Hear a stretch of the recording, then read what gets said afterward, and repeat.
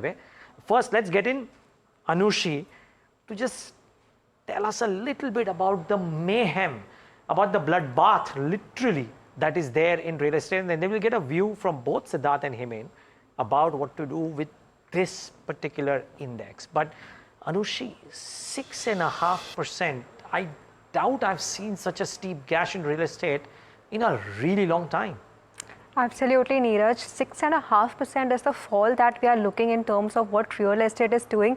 And the surprising factor is that none of the indicators are towards the fundamental side of the business, or rather even the real estate as a sector in general on the domestic side. If you are seeing, most of what is happening is the global effect that we are looking on what has happened with the jobs report data, and post that the interest rate cut expectations, which will now be held on for a longer period of time. Thus, there is also these expectations which will flow back to the domestic side as well, that potential rate cuts which were expected, that also is becoming a big question. So the direct impact is something is for a interest sensitive sector like a real estate.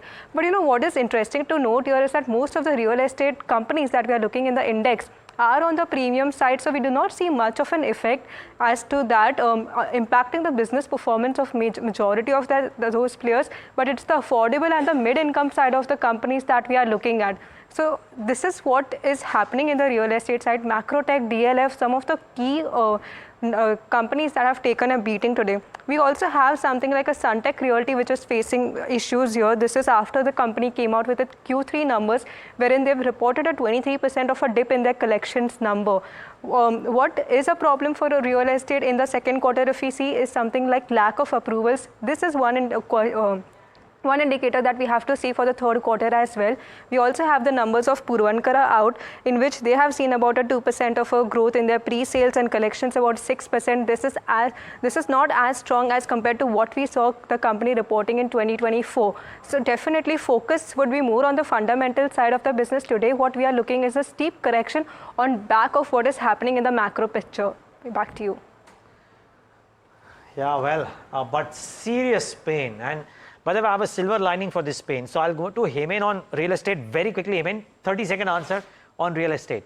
And then I'll go to Siddharth for the final word. Hemen, real estate. Buy every 2 months. I would be bullish for the next 5 years. On real estate stocks? Yeah, real estate. But you're not buying today. You're buying maybe when the turn happens. Yeah, I would like to do an SIP every month. I won't be able to catch the bottom, but once again, we are in a long-term bull market. So for 3 to 5 years, real estate will be higher than what we are now, few years down the line. Okay, fair call. That's a really long-term view. Watch out for that.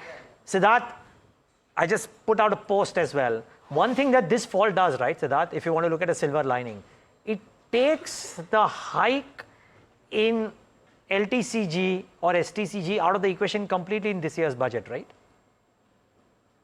I think yes, if you look at last few years, the market has been doing very well, and that has helped the government only inch up the income from the capital gains as well as you can say the transaction STTs, the securities transaction tax. What all we have done this year, changes in the weekly expiry, the derivatives lot sizes, I think the number of transactions would come down. And that should lead to a rethink, at least in some quarters of the finance ministry, about how the projections should go forward. Nonetheless, I think the last budget was presented only 6 months back, and hence don't expect any changes in the tax regime this time around.